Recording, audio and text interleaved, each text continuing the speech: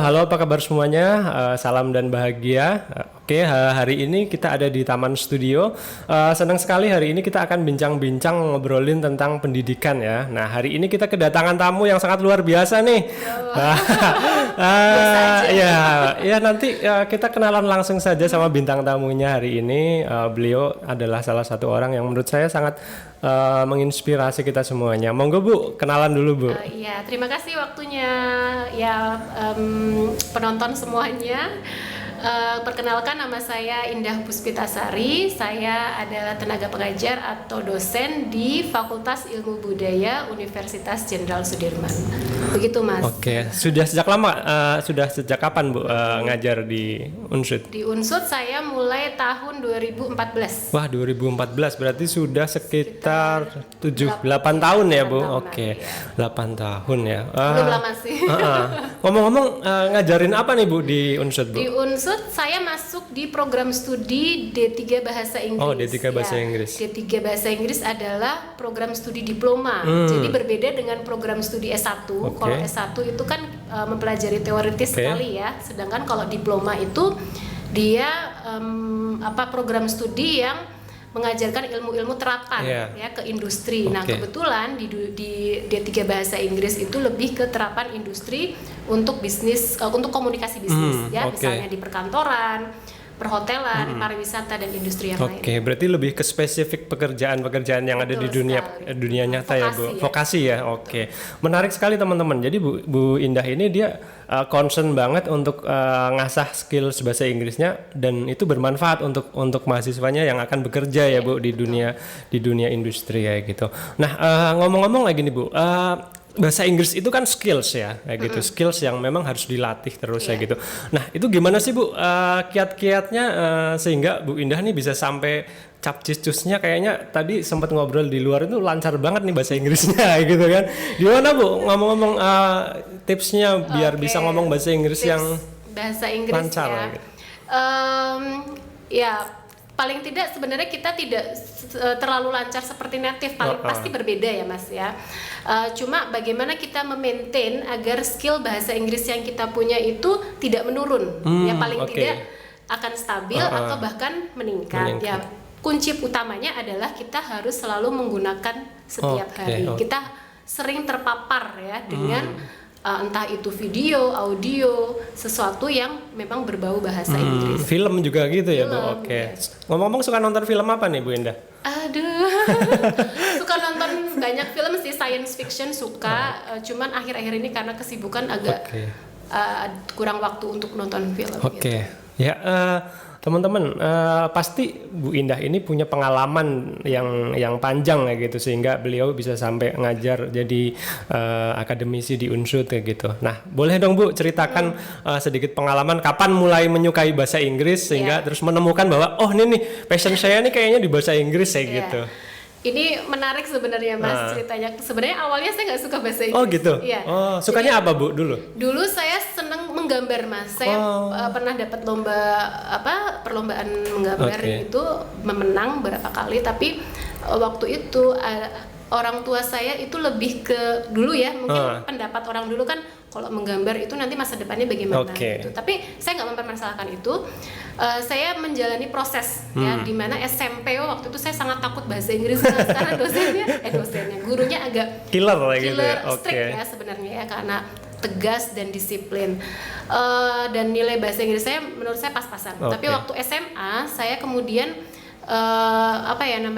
mulai sedikit menyukai karena situasinya, gurunya juga sangat enak sekali, waktu itu masih muda jadi komunikasinya baik.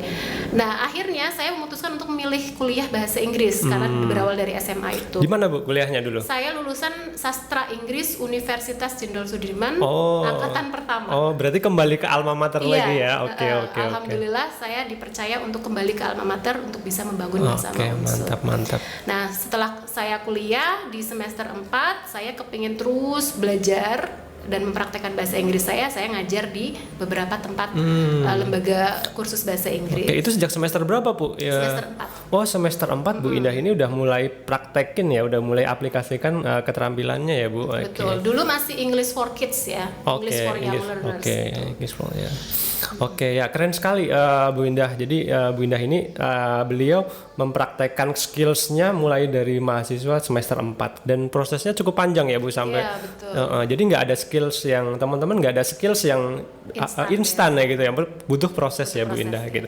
Oke Bu, ngomong-ngomong kalau di dunia industri itu mungkin apa sih Bu sebenarnya bahasa Inggris seberapa penting sih digunakan di dunia industri ya gitu? Iya, dunia industri kan memang sangat luas ya. Kalau kita bicara konteks industri hospitality, mungkin erat kehubungannya dengan alma mater kita ya dari SMK maupun dari D3 bahasa Inggris.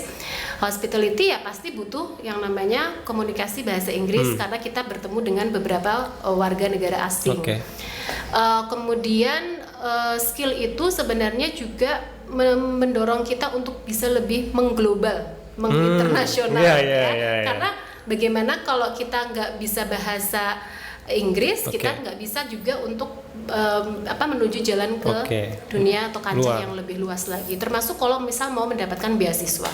Jadi ternyata skills bahasa Inggris ini bisa membuka peluang-peluang baru ya Bu, gitu, termasuk kita bisa mungkin ada kesempatan ke luar negeri, ke akses informasi pendidikan yang jauh lebih luas gitu ya Bu, gitu. Oke, menarik teman-teman. Jadi ternyata skill bahasa Inggris ini memang nggak bisa diremehkan gitu ya. Kadang banyak anak-anak nih Bu di sekolah ya yang mereka menganggap bahasa Inggris tuh ya kayak pelajaran biasa gitu. Padahal itu sangat penting ternyata ya. Jadi kebanyakan hanya cuman bahasa Inggris yang penting lulus. Yang penting lulus kalau SMK itu KKM gitu, sesuai KKM gitu. Kalau di perguruan tinggi mungkin yang penting dapat B lah gitu, aman gitu. Tapi sebenarnya nggak lebih dari itu. Jadi kalau kita mungkin rekan-rekan atau teman-teman yang nonton podcast ini sering lihat selebgram atau selebriti yang kuliahnya bisa di Oxford, di mana lagi di luar negeri. Ya harus punya apa coba? Kemampuan bahasa Inggris yang baik. Dia bisa jadi representatif dari perusahaan A. Kenapa? Karena dia komunikasinya baik, ya bahasa Inggrisnya juga. Saya tangkap ada 2 poin Bu Indah. Jadi yang pertama kita mesti nguasain kompetensi bahasa Inggrisnya gitu tadi ya, seperti Bu Indah bilang. Yang kedua adalah skill komunikasi ya Bu. Kadang kayak gini, banyak mungkin teman-teman yang secara teori bahasa Inggris tuh nguasain nih ya gitu, tapi secara keberanian untuk komunikasinya kurang kayak gitu ya. Jadi itu juga penting juga ya Bu. Banyak latihan, banyak bersosialisasi. Terima kasih nih Bu Indah nih udah ngobrol-ngobrol di podcast singkat kita. Mungkin terakhir Bu, silakan Bu Indah bisa ngasih sesuatu semangat atau ngasih motivasi ke teman-teman semuanya untuk pentingnya tuh belajar bahasa Inggris, belajar terutama bahasa Inggris ya, bahasa asing untuk kita Bu gitu. Terima kasih.